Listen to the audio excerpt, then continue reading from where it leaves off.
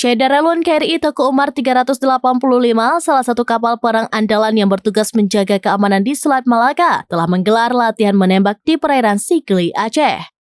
Latihan yang berlangsung pada Senin 26 Agustus 2024 ini bertujuan untuk mengasah naluri tempur serta keterampilan para prajurit dalam menghadapi berbagai ancaman di laut.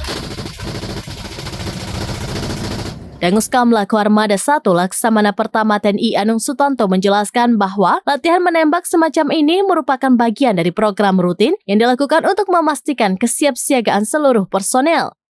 KRI Teguh Umar 385 tidak hanya berfungsi untuk menjaga keamanan pelayaran di Selat Malaka, tetapi juga akan memainkan peran penting dalam mengamankan pelaksanaan Pekan Olahraga Nasional atau PON 2024 yang akan berlangsung di Aceh dan Sumatera Utara.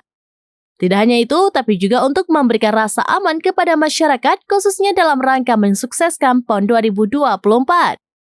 Dalam latihan tersebut, para prajurit KRI Teguh Umar 385 menunjukkan dedikasi dan profesionalisme tinggi dengan melaksanakan penembakan menggunakan berbagai jenis meriam. Latihan ini membuktikan kesiapan mereka dalam menghadapi tugas-tugas yang lebih kompleks dan tantangan di laut. Dengan semakin meningkatnya kemampuan tempur, KRI Teguh Umar 385 siap menjaga keamanan dan kedaulatan wilayah Indonesia, khususnya di wilayah perairan Aceh.